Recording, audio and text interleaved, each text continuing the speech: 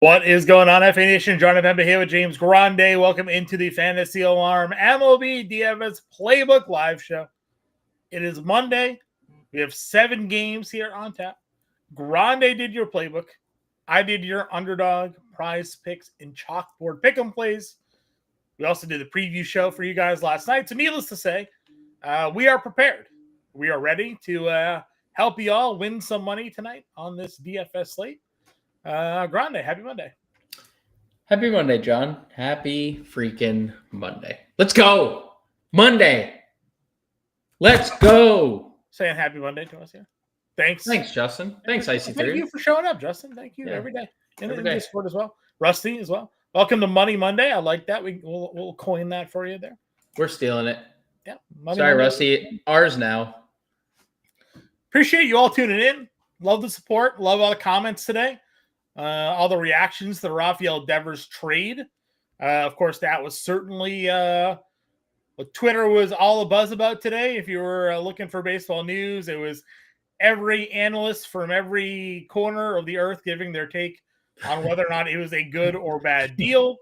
Again, as a Red Sox fan, I still think that it is a fine trade. I'm not overly upset about the deal, but you have to be a bit more optimistic on the pitchers. I think that's really what it comes down to. A lot of people are like, they didn't get anything. I was like, well, if this trade happened last year, you had the number 1 prospect in the Giants organization, and the number 23 prospect in baseball, in Kyle Harrison. If this trade happened last year, that's what those would say.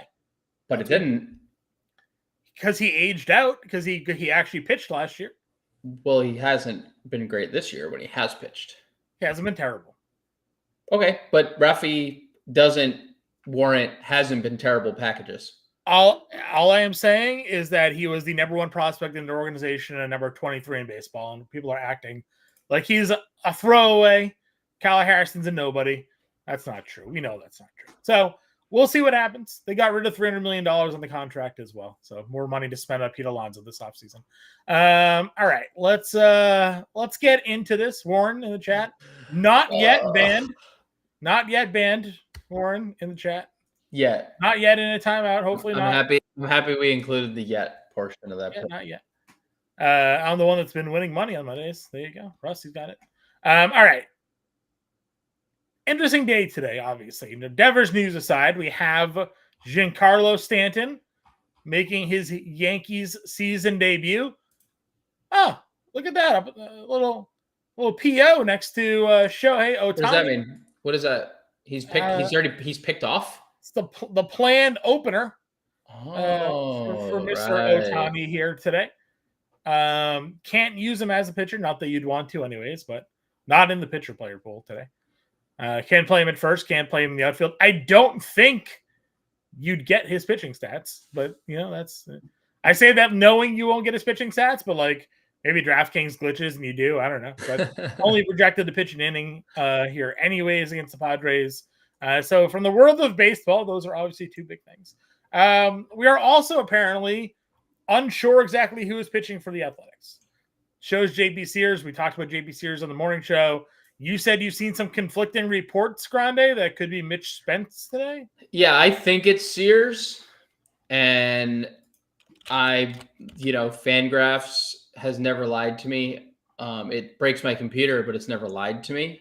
I do believe that it's Sears, but there has been some stuff going on with Mitch Spence, and we've seen this from Oakland a couple times. Like there hasn't been announcements basically until we know what the lineup is. So my belief is it's JP Sears, but I guess we'll find out all together, right? But under no circumstances, yes, Rusty, we know DK shows him as a starter. FanDuel shows Spence. Fangraphs shows JP Sears. So I mean, but this has been what the Athletics have done for like 2 weeks now. They have Until been we doing get an this. official lineup from the A's, which doesn't actually guarantee that Spence or Sears would be listed because we've done that this year as well. ESPN, John, has Mitch Spence listed. So there's ESPN's with FanDuel Fangraphs is with DraftKings, and we'll just wait for the A's to make the announcement. But yeah, there's nothing confirming it. Again, all my content that I did at fantasyalarm.com today is under the assumption that it's Sears. But it might be Spence. And if it's Spence, he's a fly ball heavy pitcher that is pitching in a ballpark that you can't give up fly balls in. So it'll be advantageous either way for us. But obviously the JP Sears stuff versus Mitch Spence will be kind of just waiting until we get the lineup. So if we don't get the lineup first and you guys see it come through the wire, please let us know in the chat. Sure. All right, let's just jump into it now that enough of you have joined the show today. And again, we appreciate that support. If you want to hit that like, share, and subscribe button, it's a free way to support the work we do here each and every day. And if you want to try yourself for free, we have the 7-day free trial going on as well. fantasyalarm.com/win. Promo code Let's Go gets that first month for less than $20.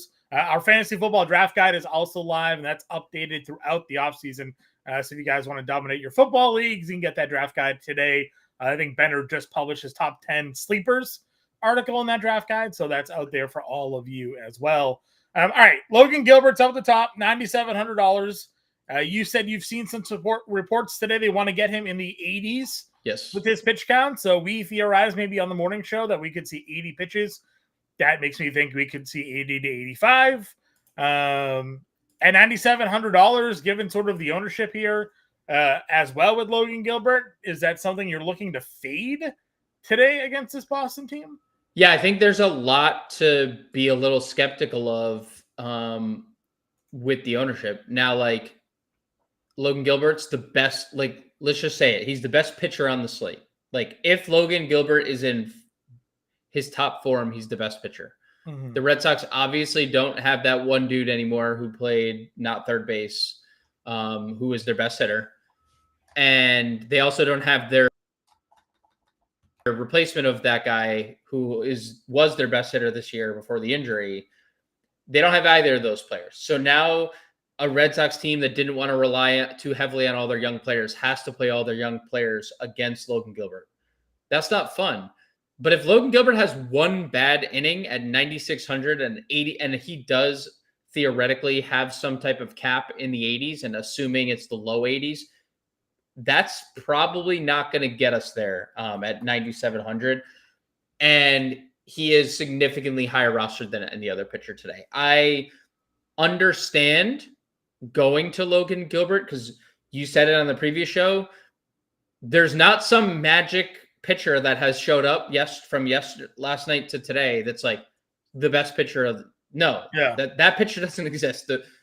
It's not a good pitching slate. So like I understand if you think 80 pitchers against a Red Sox team that does strike out a lot against right-handed pitching is enough, but man, one bad inning and Logan Gilbert's start is derailed. So it's kind of something you have to factor into your lineups. Like I think you can go other directions, but we'll see how it plays out. But yeah, it's definitely scary at the ownership. On the field going with him. Clark Schmidt's your second highest roster pitcher. This is a guy that we built our lineups on the preview show around. I did say to you, I thought there are some suspicious lines around Clark Schmidt here today when it comes to his strikeouts. A team in the Angels that have the highest strikeout rate in baseball against right-handed pitching. Clark Schmidt, 25% strikeout rate on the year as itself, and obviously 3 of the last 4 games, 7 or more strikeouts. Did face the Angels, only 4 strikeouts in that game, maybe a little weird there, but 6 shutout innings for Clark Schmidt. But I told you when I was doing the write-ups for the Underdog, Prize Picks, and Chalkboard articles today, you were getting boosted odds on over 6.5 strikeouts for him on Underdog. Prize Picks gave you a goblin today. Like, do we think Vegas is trying to give us some hints here with the line suggestions? I mean, you would think that you'd get favorable odds at over 6.5 would be a favorite line here today, and yet it's not. This is one of those, like,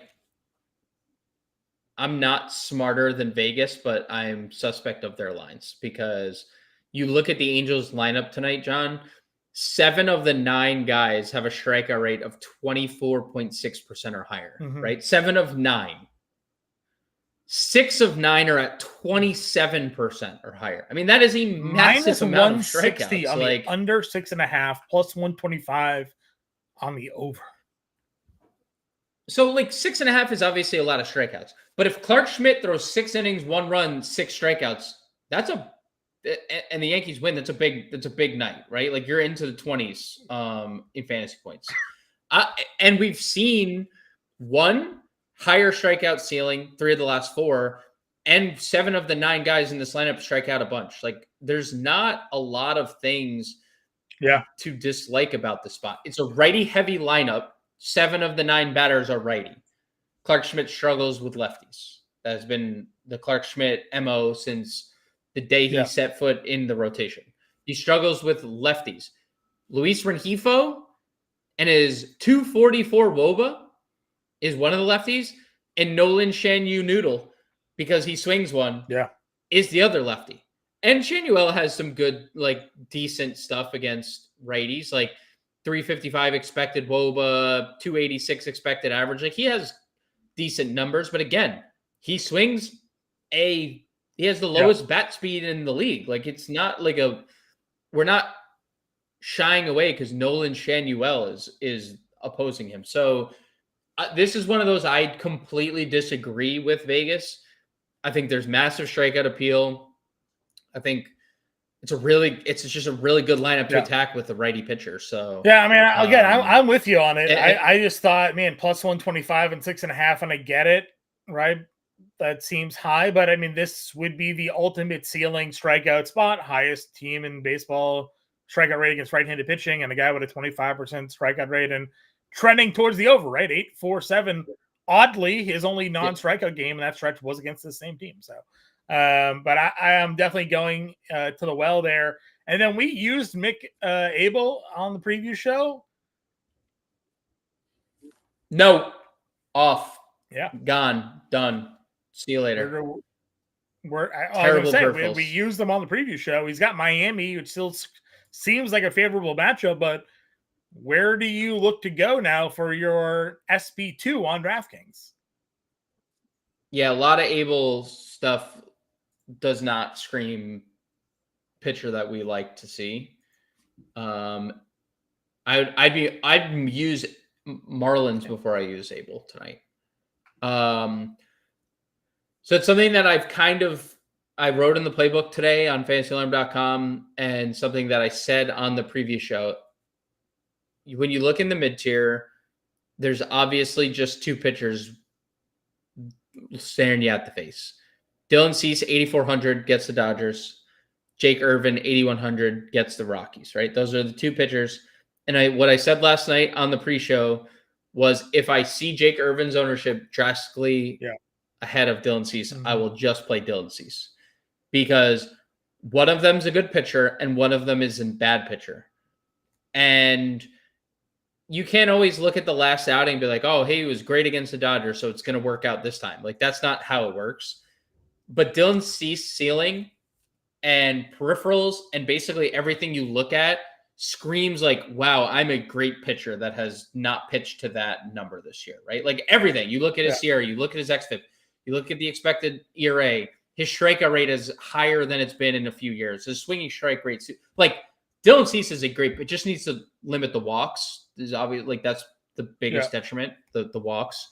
And then you look at Jake Irvin, and nothing like that exists in the world. Everything's the opposite. Like, pretty decent ERA, absolutely no strikeouts, too many walks for a guy who doesn't miss bats, so many home runs allowed, especially lately. And he's supposedly a ground ball pitcher, but all the home runs he's allowed has come lately.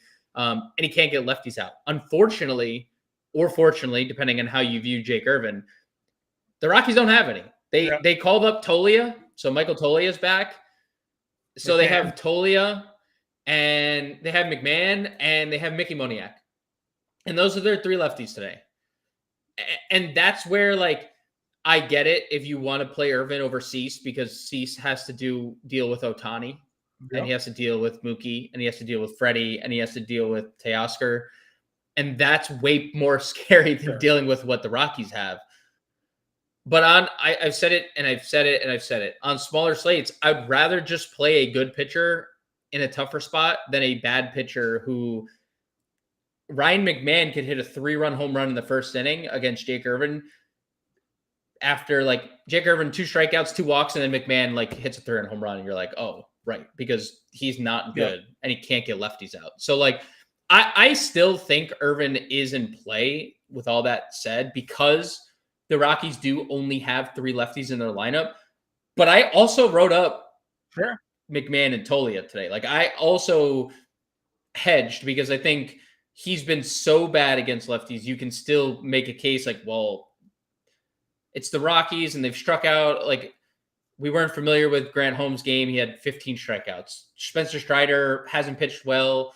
He had 14 strikeouts. There's obviously a ceiling to have against the Rockies, but Jake Irvin doesn't have strikeouts. He has not had strikeouts in his arsenal. So with that said, and the ownership discount, I don't know who wants to follow me into the promised land, but the promised land for me tonight is playing Dylan Cease over Jake Irvin in tournaments and stuff, because that's just me trusting the better pitcher versus. Yeah, no, I agree with you on that for sure. Plus the strikeout upside.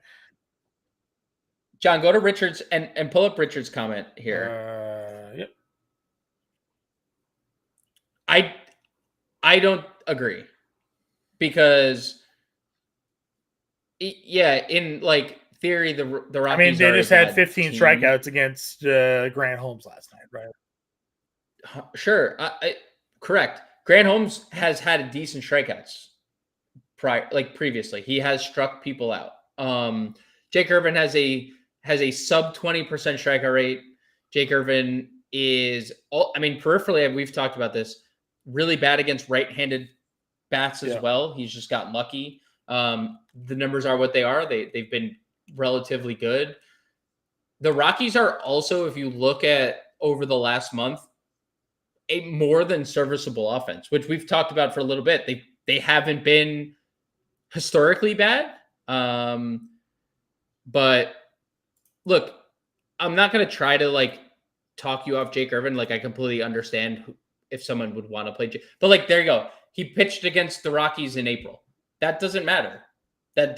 April doesn't matter in this equation. That is a different lifetime. When we're talking about Jake Irvin now versus Jake Irvin. Yeah. He also in April. Next start against the Mets, 7 innings, 1 earned. Would you confidently pitch him against the Mets again? Probably not. So, right. He got hit. He just faced the Mets. Starts don't really matter. Again, we're just talking about there's risk to this play. He is chalky. It's a smaller-ish slate. If you fade someone that's 26% today and he gets hit, put yourself a good chance to cash here. So I'm not saying that he's an obvious fade. We're not even suggesting full fading him. We're just saying.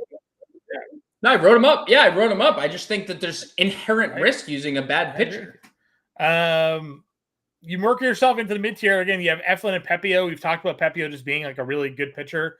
Obviously, this is a split for Baltimore that they do their best to work on against right-handed pitching, and they're going to have a bunch of lefties, in their lineup today against Ryan Pepio. Eflin on the other side starting to pitch a little bit better. It's just that ballpark certainly has an advantage for hitters. Let's check what the recent weather reports are. I know we're good. Okay. We're good. I know there was some potential for rain in the area for both of those games. Same thing, a bit of a pop-up potential, but that's about all we got for Tampa Bay there. Thoughts, I guess, on the Eflin, Pepio, Giolito group? Because that's your next ownership group. Okay. Yeah, I hate them all. Every other pitcher on the slate, I don't really have interest. Pepio at home this year, almost 2 home runs for 9 innings, 41% fly ball rate, 38% hard hit rate. Eflin against lefties, and we'll talk Tampa lefties in a second. Over 2 home runs for 9 innings, 44% fly ball rate, 37% 37% hard hit rate. Like, it's Yankee Stadium on steroids for fly balls, right? Because you're in the heat down there. It's 80 plus degrees again. So I like none of them. And then Giolito, I wrote up, I actually kind of like the Mariners quite a bit. There is some bad looking under the hood numbers for Lucas Giolito. Even in that start that we talked about, where you were saying how he fixed some That's tipping, what they said. Yeah, they pitch said that tipping, and all he that worked stuff. with Bailey. He was maybe tipping some pitches, and next start went out and shut out the Rays or whoever it was.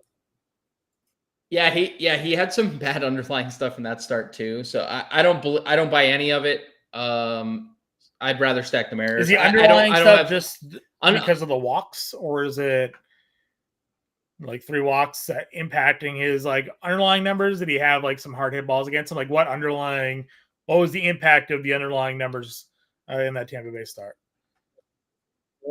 All the expected power and all the expected batting averages and all the expected stuff are trending way different than a 0 ERA. Just like his splits this year in general. Righties have a 155 ISO, 183 expected ISO. Lefties have a 181 ISO, 260 expected ISO. And we know 260 expected ISO to lefties, that involves Cal Raleigh, and you do not want to allow that. So I don't have much faith in basically any pitcher under Jake Irvin. And I don't think you really need to, because it's a pretty cheap, like, unless you're paying up for the Dodgers or the Yankees, like there's not like overly expensive. I mean, ownership wise, no one else is really getting a ton of love there. I mean, again, Dylan Cease, as you talked about, he's right in the mid tier. Pepio and Irvin are both above him, so I guess it'll be a crapshoot for the SP2 here today. Pick the right SP2 and win a prize.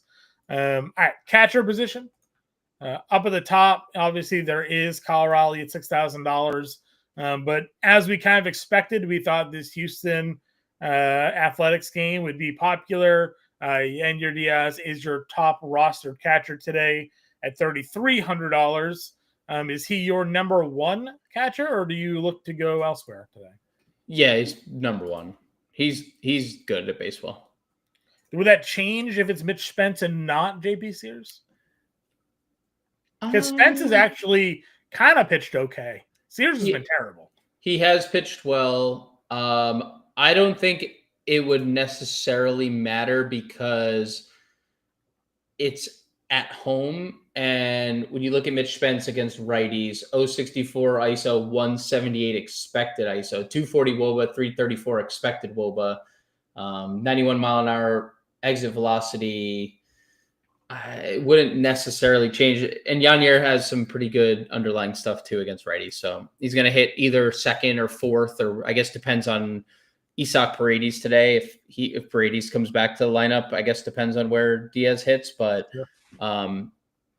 it wouldn't really change my opinion on it too much. Okay. Something that did change my opinion was Austin Wynns. I was using him earlier and now I'm not. Not that I'm not, but Gusto has just been specifically terrible against lefties this year versus righties. And like Lance McCullers was terrible against righties. And now you don't have McCullers. You mentioned the poor peripheral numbers for Mick Abel, and Ramirez here is your second highest roster catcher today at $3,800. Has some power, obviously, in his bat, hitting cleanup today. Is that your second favorite catcher? Like, how are you breaking down this position after Diaz? Definitely okay with getting to Agustin Ramirez. I like Adley. I think IC3 said something about liking Pepio. I don't like Ryan Pepio is a really good pitcher. It's just there's gonna be home runs. He's allowed 11 of them at home. Like that is just a terrible ballpark to pitch in. So if he can miss bats, then I think Baltimore, is in trouble. But if he doesn't, Rutschman's been really good lately. So if you want to play Rutschman hitting second, 4,000. We just got the Red Sox lineup. I don't know if you saw that. Roman Anthony hitting third tonight. But Carlos Narvaez hitting fourth. Not that I love targeting Gilbert, but obviously hitting fourth is a good lineup position. Victor Caratini, he's been really bad, but he has really good numbers in a limited sample against lefties this year. So just kind of waiting for the Houston lineup to come out before like fully saying like we got to play Caratini, because I think I don't know what I'm assuming we're just waiting for Paredes. Like that's why we haven't gotten the Houston stuff. But yeah, Houston catchers, Augustin Ramirez and Adley Rutschman is mostly where I'm living. Sure. Over at the first base position then. Again, pitching change for Houston. You put in Gusto. You mentioned struggles versus lefties.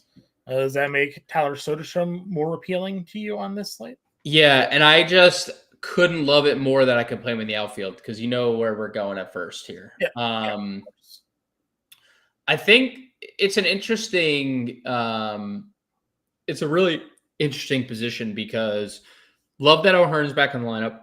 Love Soderstrom. Absolutely love the Jonathan Aranda home run spot here. Not that Aranda's hit like a ton of them, but this is definitely a spot to do so. I mean, obviously elite home numbers as we would have expected. Yeah, elite home numbers, dude.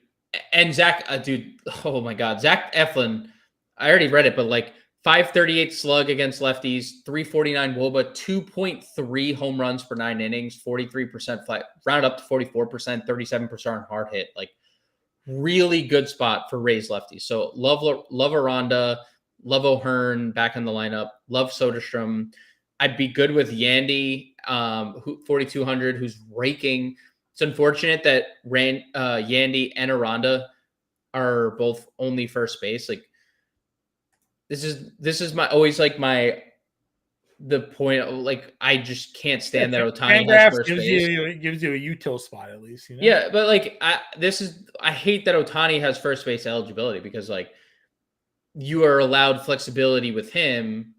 But you're not allowed, like, why does Yandy and Aranda only have first base? Like, we need to, things like that should not be happening, right? Like, those players should not both have only one position of eligibility. But I digress. But so Aranda or Yandy, I prefer the lefties. Okay. Will Christian Walker wake up? I don't know. He's been terrible. Obviously, a great home run spot if it's Sears. Mitch Spence still does allow a lot of fly balls, so you can go there. And I saw you flash Nick Kurtz.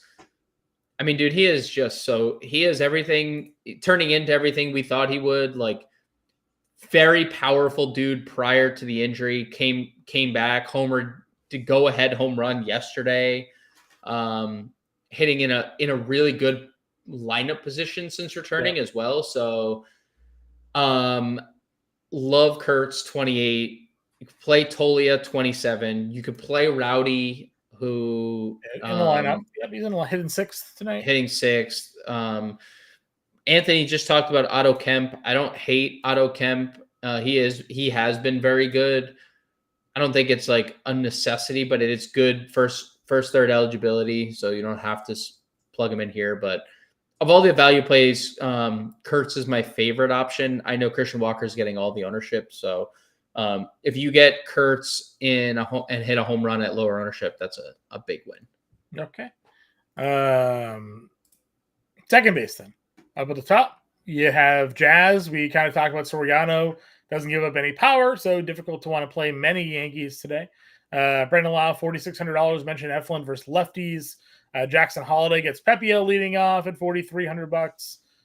Thoughts, I guess, on the top half of this group?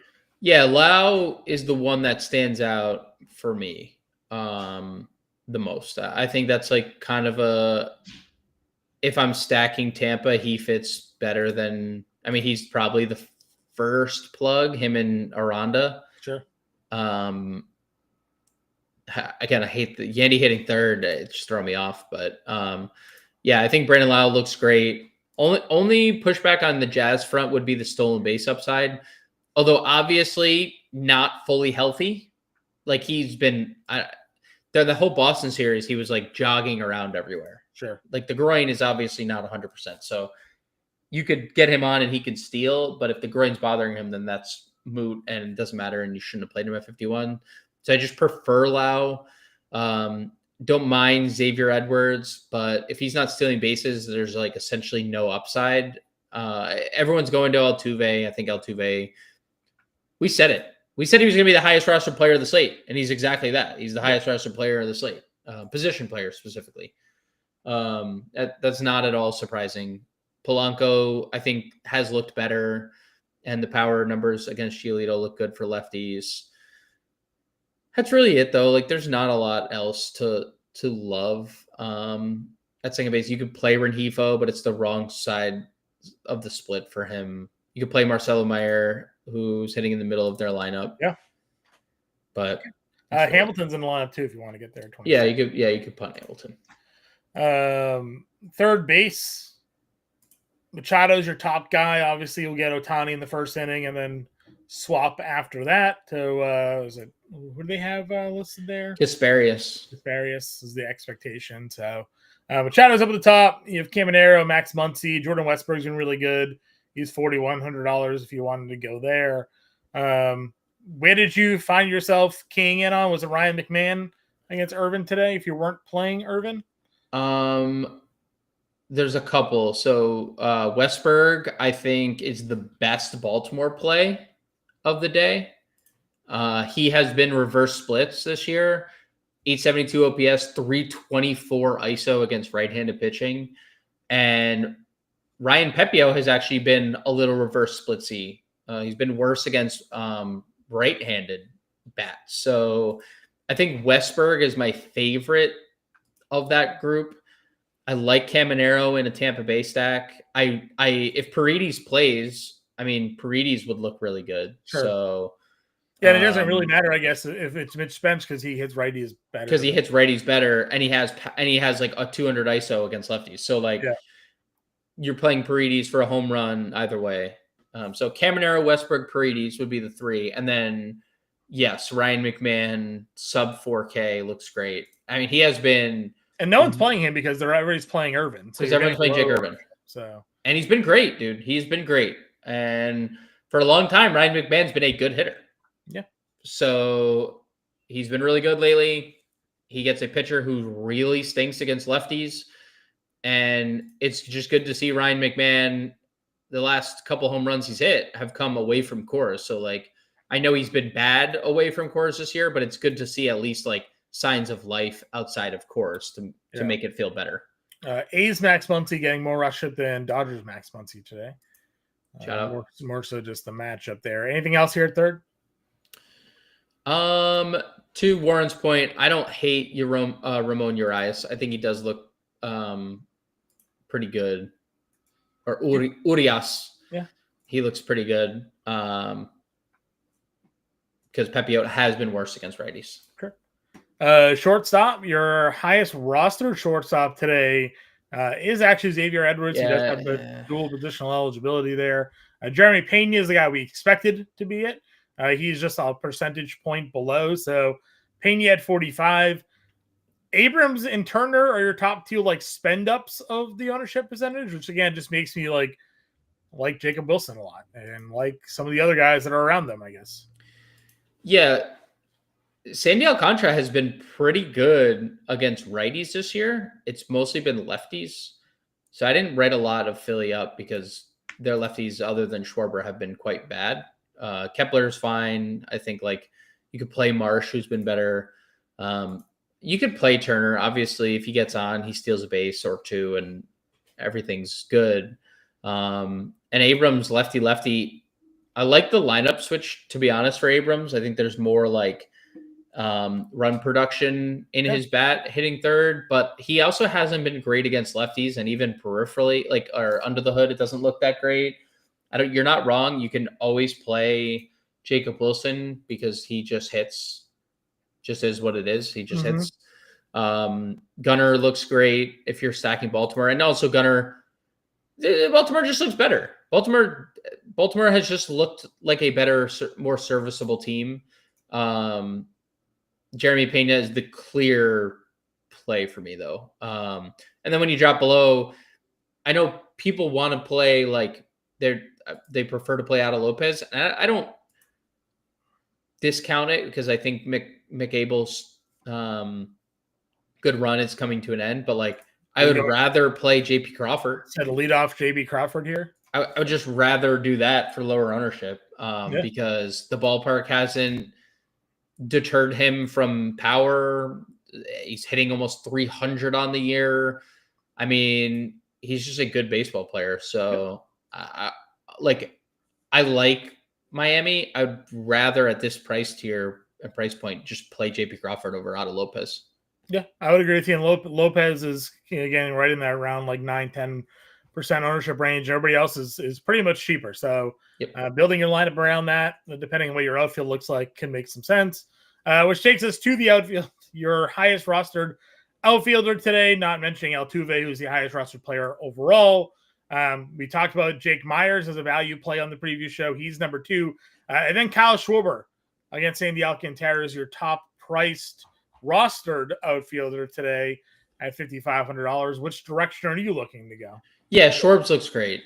Lefties against Sandy this year, 191 ISO, 237 expected ISO, 363 WOBA, 393 expected WOBA, and Schwarber 277 expected ISO, 391 expected WOBA. I mean, 11 home runs have come against righties. Like he is what he is, right? He's a monster. Wouldn't surprise me if he hit a home run. So I like Schwarber. I did a late add to James Wood in the playbook to the core plays. He hits lefties really well, and we kind of talked about the Carson Palmquist stuff last night. I wish this lineup was different for Washington in terms of like, I wish some of these players weren't in the lineup. I don't know how else to like nicely put it, but James Wood has been amazing against lefties this year. 281 ISO, expected ISO, 377 expected WOBA against lefties, 5 home runs. So I like Wood. He's probably my second best spend up over 5K in the outfield. You look in the mid-range, you guess the mid-range-ish. Tatis is getting some ownership love. You mentioned he's starting to hit. Seattle bats, Julio Rodriguez against Giolito, obviously a bit appealing here. And then you have your A's hitters now. You mentioned the lefties doing the damage, liking Soderstrom against Gusto. You also have Butler there at $4,600 you could play. Yeah, Rooker as well, sub 5K. You prefer the lefties, but if you're stacking A's like Brent Rooker in the middle of that stack, I'm not. I would do that as well. That's mainly also the direction I'd go, like in this 4K range. Julio, you mentioned, looks good in the Seattle stack. Josh Lowe has been horrible, but he is leading off and he's a lefty. And that's obviously where Eflin struggles in that ballpark too, is a plus. It's funny what a sample size with him, because like a week and a half ago, he was doing really well, but he had obviously not had a lot of games, and now he's struggled for a week, so the numbers all look like crap. So. And numbers collapse, right? Yeah. Is still leading off, is a lefty, so like has two good things in checked in his favor. So like if you want to go there, that's fine. Jake Mangum hitting 6th today. Since he tormented the Red Sox that one day where he had 4 hits, he just kept hitting. Yeah. He's actually hasn't even utilized the speed either. Kyle Stowers looks really good. I know Stowers has like kind of been bad since he was out of the lineup for all that time with the hand injury, but he's starting to come around. I think he looks pretty good. Randy Arozarena at 4K, Roman Anthony at 4K. I already said to you, probably not playing Giancarlo Stanton, but like if you want to play the Yankees, you just hope they get to Soriano early enough to like drive up the pitch count. Yeah, just drive up the pitch count and get to the bullpen, because that's an advantage for the Yankees. Play a leadoff Alex Call? Like you can. That's what I'm saying. Like I wish this lineup was different. They look fine. I mean, Palmquist has not been a great pitcher, but the Nats, I mean, dude, like what excites Mitch you? Spence is the pitcher tonight for the Mitch A's. Spence. See, I told you. Like it's just a complete. There's a complete randomness to it that the A's are just going with. Like they're not telling anyone who's pitching. That's why you can't just like look at DraftKings and be like, all right, this person is starting, because especially when you start getting conflicting, there's multiple sides leaning one way or leaning a different way. That's when things start getting a little weird. Yeah, I mean, we go from righty to lefty. That's such a strange one, right? Like that's and a lefty that's been like horrifically bad at home this year to Mitch Spence. Still a great hitter's ballpark, so it doesn't really necessarily take it away, but Spence has been better this year than in years past. So. I mean, just for context, the projected starting lineup for the Astros, John, against lefties, there's 5 guys with an OPS of 870 or better, which is big. Versus righties, there are 2 that are 860 or above. Yeah. Like there is a stark difference in those two. They don't have a lot of lefties in their lineup, right? Jordan's gone, Tucker's gone. Caratini would be the only one. We got an A's lineup here now. It's anything different going on? Butler, Wilson, Soderstrom, Rooker, Kurtz hitting 5th. Muncy, Bleday, another lefty in the lineup with Bleday, McAllister, and Schumann. So can't get the Rooker outfield though. Can't. Nope. He's one more outing. Jesus Sanchez is your second highest rostered outfielder, by the way. Yes, he is. Mentioning hitting 2nd there, a little power, a little speed in that lineup. Mentioned Bleday again, $3,300 if you want to go there. Moniak's the other lefty in that lineup at $3K. Cam Smith now against a righty. He's $3K. Yeah, he's way worse against righties than he is lefties. Way worse. Dylan Carlson, lefty versus Pepio, $2,600. I would prefer. So, yeah, Carlson's fine. Do we have the? Did we not get Ramon in the lineup? That's sad, dude. He's not playing. Urias? No, Laureano. He's been so good against righties this year, and they played Carlson over him. It stinks. Yeah, that stinks. Canzoni would be a punt down here, 2,300, I believe. Yeah. Anything else? Let's see if I got anything else for you. I don't believe so. Okay. Are we still doing the A's lefties as our core here? Like Kurt, Soderstrom, Butler? Yeah, it's funny. It's funny how I wonder how many people shift their thought because how good Houston's been against lefties this year and how mid they've been against righties. Okay. And it's like, I'm not saying that I'm not saying I'm not playing Houston, but I do think that if you're thinking about tournaments and you look at this change now in philosophy, I wonder what the approach would be. Like if the ownership doesn't change, like a tournament perspective, you're like, well, why wouldn't I pivot away from Houston? They've obviously been bad against righties, especially if Paredes doesn't play. Because now you only have basically one good player against righties, at least statistically. If we did Cease, Schmidt, Carantini, Kurtz, Soderstrom, Butler, it's $4,500 a player. You can really play whoever you want. Brandon Lau or Altuve at second. Could you still play Altuve now? I mean, that feels like a worse. It does feel it. No, dude. That's what I'm saying. There is legitimate thought to I wonder if this is a thing now. Last 90 plate appearances, Sean. Yeah. Jose Altuve has a 915 OPS against right-handed pitching. Yeah, but at this point, that'd be like a one-off Altuve play then, right? Or you play him and Pena, as a duo. But it almost for me at that point, I'd rather just play somebody else at short, right, instead of Pena almost. Who do you got in mind? Save the money a little bit. I don't know. JP Crawford, and then get off Caratini and play Cal Raleigh. I could do that, Crawford and Raleigh. And that gives us 3,400, and there's certainly value to be played, Ryan McMahon. right in the middle. We'll leave we'll leave it with the core play, one outfielder remaining. Find your JJ Bleday and Find your JJ Bleday. and I think he's $3,300. He is exactly 3,300. Find your JJ Bleday and stack your lefties there. Schmidt, Cease, Raleigh, Kurtz, Lau, McMahon, Crawford, Soderstrom, Butler, JJ Bleday. Powerful. A lot of lefties. Every player in our lineup.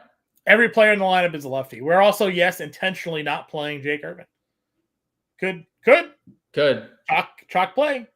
Good. Thoughts on Roddy? Like Roddy, we are home runs. Lots of home runs. If you believe what Grande's telling you when he says that their peripheral numbers all for Giolito, especially against lefties, 260 expected ISO. Yep. That's a big number. It's a big number. Big number. So, big number. Guys, Playbook is live. We'll have some updated ownership for you guys on site as well. Get in that Discord 7-day free trial going on. You see the example lineup there again. Again, find your $3,300 Bleday to finish it. And Grande and I will be back with the preview show tonight. We'll be live again tomorrow. We'll see you then.